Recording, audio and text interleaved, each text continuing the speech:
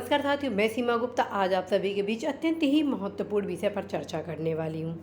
और वह विषय है कि क्या लुसेंट का सामान्य ज्ञान एवं घटना चक्र का पूर्वावलोकन पर्याप्त है आरओ प्री एग्ज़ाम 2021 में सफलता के लिए। इसके संबंध में मेरे द्वारा आज पूरे प्रूफ के साथ सब कुछ बताया जाना है कि क्यों ये दोनों किताब आप सभी के लिए पर्याप्त नहीं है। निश्चित रूप से यह दोनों किताब आप सभी के सफलता के लिए अत्यंत ही उपयोगी है, लेकिन पर्याप्त नहीं है। पहला जो तथ्य है प्रूफ के साथ वो मैं आपको बताऊंगी कि क्यों नहीं है, क्योंकि परीक्षा के पैटर्न इस समय परिवर्तित हो रहा है। दूसरा, इस एग्ज़ाम में जो लोग पार्टिसिपेट कर रहे हैं, जो अभ्यर्थी पार्टिसिपेट कर रहे हैं, वो मात्र समीक्षा अधिकारी, सहायक समीक्षा अधिकारी ही परीक्षा की तैयारी नहीं कर रहे हैं, बल्कि आईएएस के एग्ज़ाम भी तैयारी कर रहे हैं, जिसके कारण आप सभी के बीच कंपटीशन काफ़ी टफ है। और जो क्वेश्चन पूछे जाते हैं इस परीक्षा में वो भी काफ़ी डिफरेंट प्रकार से क्वेश्चन पूछे जाने लगे हैं।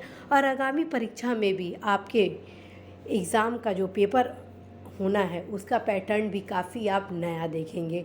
तो आइए देखते हैं कि किस किस सब्जेक्ट से कितने क्वेश्चन इन दोनों पुस्तकों से मिलेगा और कितने क्वेश्चन अन्य किताबों से, वो मैं आपको बता रही हूँ।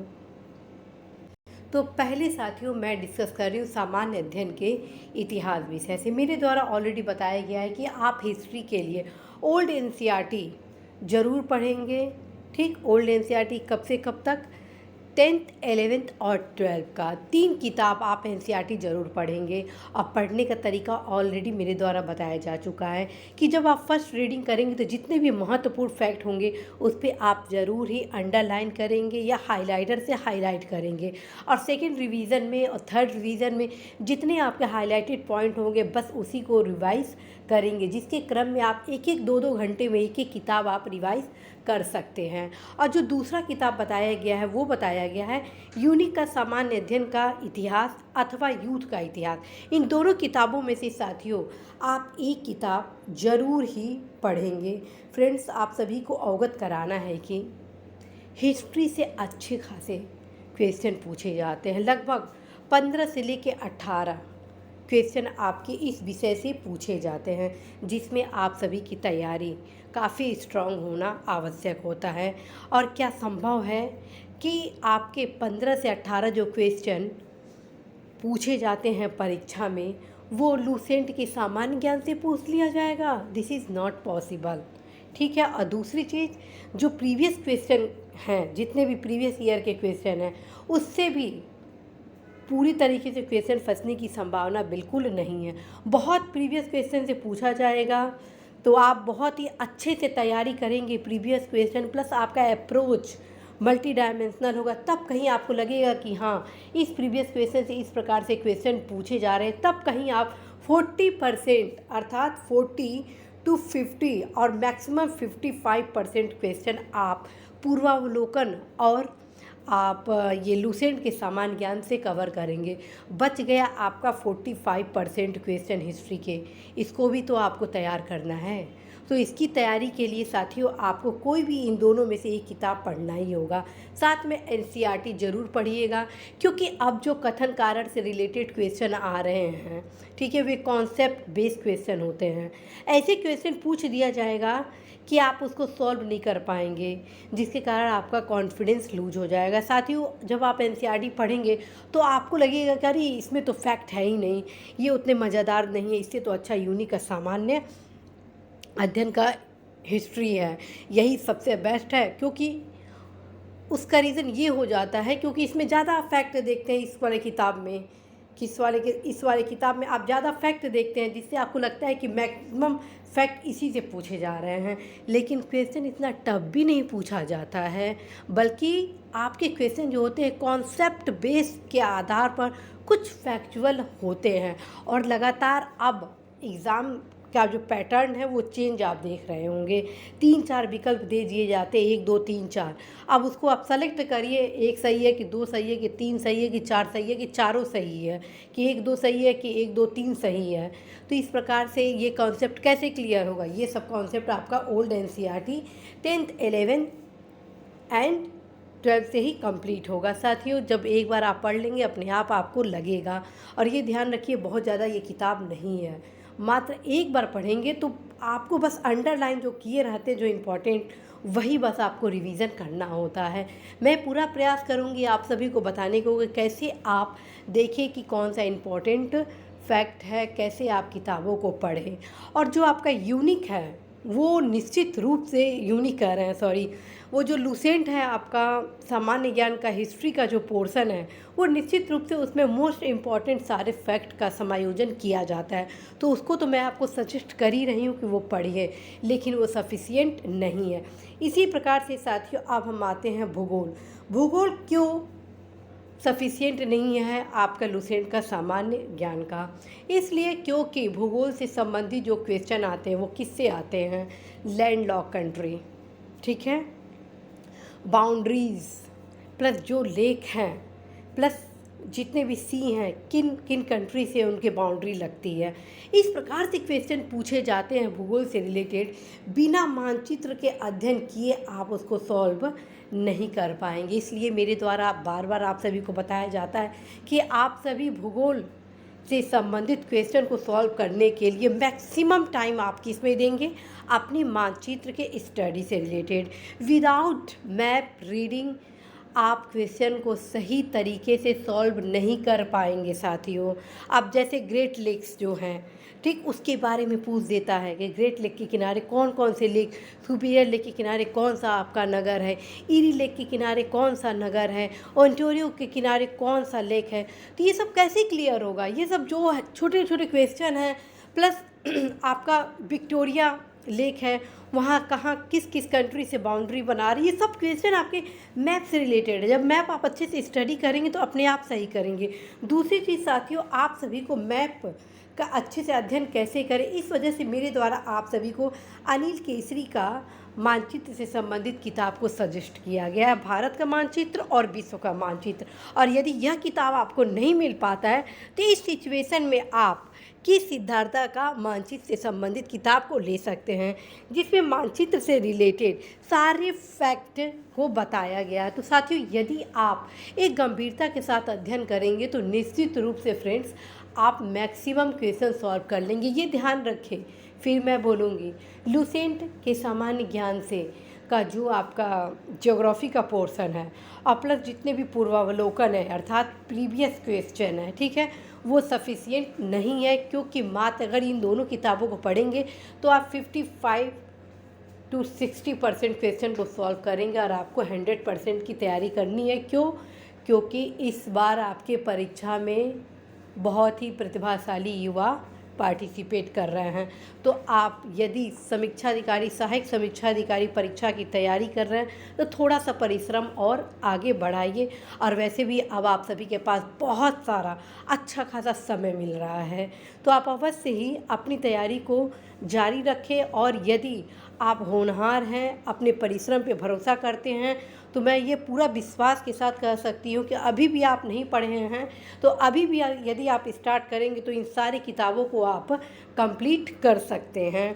साथियों, अब मैं बताती हूँ, और प्लस साथियों, ज्योग्राफी के लिए ओल्ड एनसीईआरटी 6 to 10 जरूर पढ़िएगा। मेरे द्वारा आप सभी को बताया भी गया है कि एनसीईआरटी ज्योग्राफी का कैसे पढ़ते हैं रिवीजन वाले क्लास में। तो आप अवश्य ही प्लेलिस्ट में देखिए, गाइडेंस क्लास में एक रिवीजन कैसे करें, उसमें आपको बताया गया है। अब आते हैं पॉलिटी।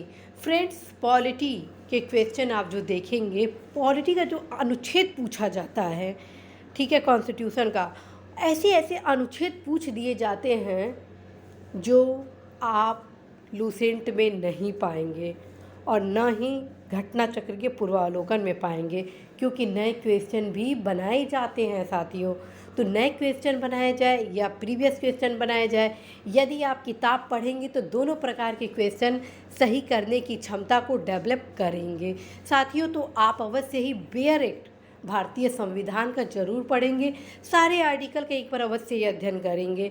और जितने भी आर्टिकल हैं उसमें कौन कौन से इंपॉर्टेंट आर्टिकल हैं ये ऑलरेडी मेरे द्वारा बताया जा चुका है, तो आप उस क्लास को ज़रूर अटेंड करें। ऑलरेडी प्लेलिस्ट में समायोजित किया गया पॉलिटी वाले में, तो ज़रूर देखिए कौन कौन से आर्टिकल मोस्ट इम्पॉर्टेंट है।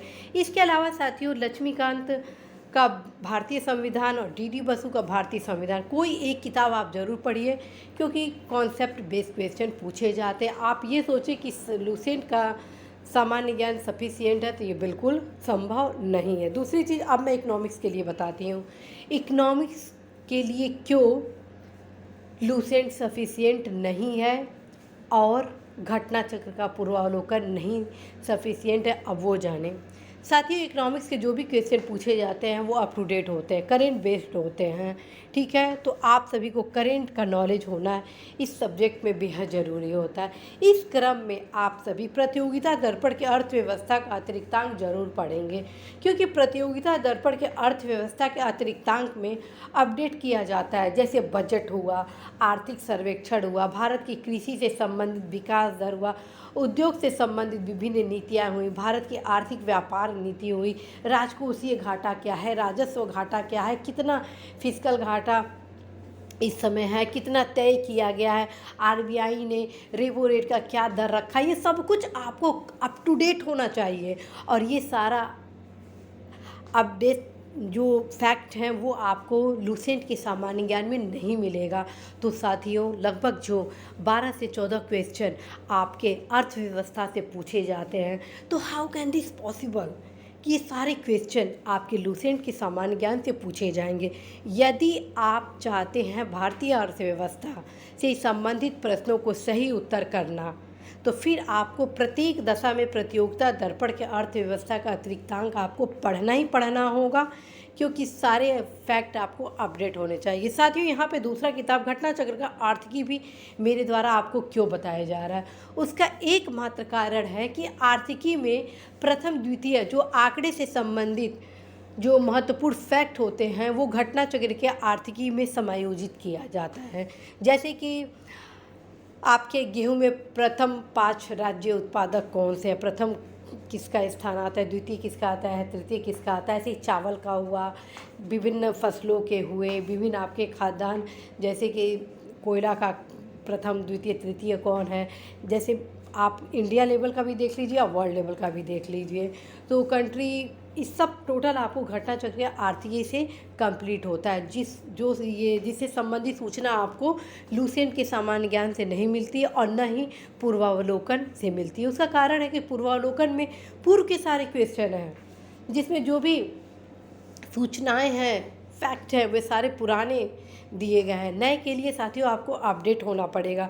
तो इन सारी किताबों में आपको प्रतियोगिता दर्पण अर्थव्यवस्था का अतिरिक्तांक 100% पढ़ना ही होगा, और करेंट से रिलेटेड जो क्वेश्चन आपके बनते हैं लगभग 20 से 25 और कभी कभी 30 क्वेश्चन करेंट अफेयर से बन जाते हैं। उसमें से 5-6 क्वेश्चन आपके इसी सब्जेक्ट के होते हैं, इकोनॉमिक्स के ही होते हैं। तो आपको ये प्रतियोगिता दर्पण का अर्थव्यवस्था का अतिरिक्तांक प्रत्येक दशा में पढ़ना ही पढ़ना होगा। अब हम आते हैं अन्य सब्जेक्ट पर्यावरण परीक्षावाड़ी। साथियों, मैं आप सभी को बताती हूँ कि परीक्षावाड़ी जो पर्यावरण का दिया आपको सब नहीं पढ़ना है। पढ़ना कौन कौन सा है।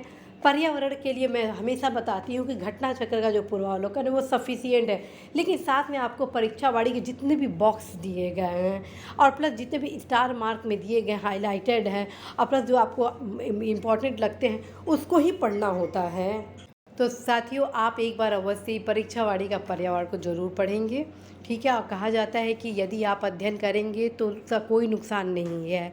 और ऐसे ही साथियों, आप सभी को मैं बताऊंगी परीक्षावाड़ी उत्तर प्रदेश जनगणना और कृषि का बहुत महत्वपूर्ण है। और ये ध्यान रखिए, उत्तर प्रदेश और जनगणना से संबंधित परीक्षावाड़ी का जो पतला वाला किताब आता है वो सफिशिएंट है, उससे ज़्यादा पढ़ने की आवश्यकता नहीं है, ठीक है। तो आप उत्तर प्रदेश और जनगणना के लिए जो पतली वाली परीक्षावाड़ी संबंधित किताब आती है उसको ही पढ़ें। और कृषि से संबंधित जितने बॉक्स दिए गए हैं, हाईलाइटेड है, स्टार मार्केट जो क्वेश्चन है उसको आप पढ़ेंगे। और सामान्य विज्ञान के जो कुछ महत्वपूर्ण टॉपिक हैं उसको ज़रूर आप सामान्य विज्ञान लूसेंट से कवर जरूर कर लेंगे। अब हम आते हैं करेंट। अब ये बताइए करंट अफेयर्स के क्वेश्चन कैसे घटना चक्र पूर्वावलोकन और लूसेंट के सामान्य ज्ञान से कवर होगा। तो साथियों, यहाँ पर जो आपके सामने ये सारे क्वेश्चन दिए गए हैं वे कैसे संभव हैं। तो आप सभी करेंट अफेयर से रिलेटेड, जो कि ऑलरेडी मैं बता चुकी हूँ, 20 से लेके 25 और कभी कभी 30 क्वेश्चन करेंट अफेयर से रिलेटेड होते हैं। तो आप सभी को प्रत्येक दशा में यदि आप समीक्षा अधिकारी बनना चाहते हैं तो अवश्य ही आपको प्रतियोगिता दर्पण मासिक पत्रिका 1.5 साल का जरूर पढ़ना होगा।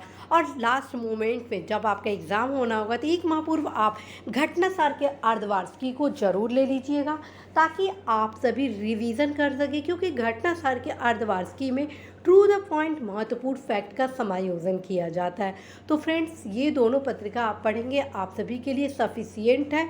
और ध्यान रखें, करंट अफेयर से संबंधित क्वेश्चन कभी भी आप लूसेंट की सामान्य ज्ञान से सॉल्व नहीं कर सकते हैं। अब हम आते हैं सामान्य बौद्धिक योग्यता। तो सामान्य बौद्धिक योग्यता से संबंधित जो क्वेश्चन मैथ एंड रीजनिंग के आते हैं, उसके लिए साथियों मैं आप सभी को बोलूँगी कि सफिशियंट है प्रीवियस ईयर के क्वेश्चन, क्योंकि यदि आप प्रीवियस ईयर के क्वेश्चन सामान्य बौद्धिक योग्यता से संबंधित जितना भी सॉल्व कर लेते हैं तो सारे क्वेश्चन उसी बिहाफ पे पूछे जाते हैं। तो ट्रिक आपको पता है तो डेफिनेटली है कि आप ये सारे क्वेश्चन कर लेंगे। तो साथियों, आज मेरे द्वारा आप सभी को बताया गया कि किस प्रकार से समीक्षा अधिकारी, सहायक समीक्षा अधिकारी प्रारंभिक परीक्षा में सफलता के लिए पूर्वावलोकन और लूसेंट का सामान्य ज्ञान पर्याप्त नहीं है, लेकिन अत्यंत ही महत्वपूर्ण है। ठीक है साथियों, घटना चक्र का पूर्वावलोकन क्यों महत्वपूर्ण है? उसका महत्वपूर्ण आयाम इसलिए है क्योंकि वो टॉपिक वाइज उसमें दिया गया है। दूसरा, जितने भी प्रीवियस क्वेश्चन है उसमें समायोजित किया गया है। और मैं बता चुकी हूँ 30 से 45 या 50% क्वेश्चन प्रीवियस क्वेश्चन ही होते हैं, और इस प्रकार से पूछ दिए जाते हैं कि आपको लगता है कि नया क्वेश्चन है, लेकिन वो नया क्वेश्चन नहीं होता है। क्वेश्चन के अंदर से उठाकर आपको क्वेश्चन को पूछा जाता है, थोड़े से प्रकार स्वरूप को परिवर्तित कर दिया जाता है। लेकिन गहनता के साथ, सही दृष्टिकोण के साथ आप तैयारी करते हैं तो निश्चित रूप से साथियों आप एक बेहतर प्रदर्शन इस एग्ज़ाम में कर सकते हैं। चूँकि कंपटीशन काफ़ी टफ है तो आप सभी कृपया अवेयर रहे इस एग्ज़ाम के लिए। साथियों, आप सभी को अवगत कराना है, मेरे द्वारा जो टॉपिक वाइज टेस्ट सीरीज लाया जा रहा है वे टोटल उन्हीं प्रश्नों के क्रम में लाया जा रहा है जो कि आगामी परीक्षा के लिए उपयोगी है। साथ में यह भी बताया जा रहा है कि यदि इस क्वेश्चन को ये पूछा गया है तो इस क्वेश्चन से संबंधित किस किस प्रकार से और भी क्वेश्चन पूछे जा सकते हैं। तो साथियों, आप अवश्य ही उन सारे क्वेश्चन को सॉल्व करिएगा। और वैसे भी मैं आप सभी को फिर से बता रही हूँ साथियों, यदि आप कठिन परिश्रम करेंगे, सही दिशा निर्देश में करेंगे तो 100% आप सफल होंगे ही होंगे। कभी भी डरिएगा मत। आप में से ढेरों युवा जो अपने आत्मविश्वास पर भरोसा करते हैं, अपने परिश्रम पर भरोसा करते हैं, वही सफल होते हैं। मुझे पूरा भरोसा है आज जो भी ये क्लास कर रहा है वो निश्चित रूप से अपनी तैयारी की रफ्तार को दुगनी तिगुनी गति से आगे बढ़ाएगा। हर्ष के साथ अवगत कराना है कि साथियों आपके पास पर्याप्त समय है। यदि आप अभी भी इन सारी किताबों को नहीं पढ़े हैं तो अब भी आप लग जाइए पढ़ने के लिए, क्योंकि कंपटीशन इस बार आप जैसे होनहार युवाओं के मध्य है। और जब कंपटीशन होनहार युवाओं के मध्य होता है तो निश्चित रूप से कंपटीशन टफ होता है। प्रश्न इस बार जो भी क्वेश्चन आने वाला है वो भी काफ़ी टफ आने वाला है। परीक्षा का जो पैटर्न इस बार है आप थोड़ा सा देखेंगे, बहुत विश्लेषणात्मक क्वेश्चन भी पूछे जाने की संभावना है, क्योंकि विगत वर्षों के जो प्रश्न हैं उसके पैटर्न को देखते हुए यह कहा जा सकता है कि इस बार इकोनॉमिक्स पॉलिटी से संबंधित क्वेश्चन अच्छी खासी संख्या में पूछे जाएंगे। साथ में हिस्ट्री से संबंधित जो क्वेश्चन है वह ईयर वाइज मात्रा बढ़ेंगे, और करेंट अफेयर्स के जो क्वेश्चन है किस वर्ष तिथिवार भी क्वेश्चन पूछे जाएंगे। जितने भी इस बार के पुरस्कार लिस्ट हैं, ठीक है, सम्मेलन है, इसके अलावा जितने भी महत्वपूर्ण नीतियाँ योजना बनाई गई हैं उसको ज़रूर आप तैयार करेंगे। मुझे पूरा भरोसा है आप सभी के परिश्रम पर कि आप अवश्य ही सफल होंगे। फ्रेंड्स, मेरा पूरा प्रयास है कि आप में से जितने भी हमारे कमज़ोर युवा हैं उनको इस प्रकार से प्रशिक्षित कर दिया जाए कि वो एकदम सबल हो जाए और अपनी सबलता के माध्यम से न सिर्फ प्रारंभिक परीक्षा क्वालिफाई करें बल्कि मुख्य परीक्षा में बेहतर अंक के साथ बेहतर रैंक भी प्राप्त करें। साथियों, इसी आशा विश्वास संदेश के साथ फिर से आप सभी को कहना है कि आप सभी अवश्य ही घटना चक्र के पूर्वावलोकन प्रीवियस ईयर पेपर को प्रैक्टिस सेट के रूप में बार बार रिवाइज करें। लुसेंट का सामान्य ज्ञान अवश्य ही पढ़ें, कई बार रिवीजन करें और किरण के सामान्य ज्ञान को भी रिवाइज करें। और जितनी ये पुस्तक बताया जा रहा है, दिखने में साथियों ये ज़्यादा लग रहा है, ज़्यादा नहीं है, ठीक है। एक बार जब आप पढ़ लेंगे, जितना भी इम्पॉर्टेंट फैक्ट उस पर जब लाइन लगा देंगे, ठीक है, अपने आप कम हो जाएगा। तो बस दिखने में ये सारे पुस्तक आपको ज़्यादा लग रहे हैं, है बहुत कम।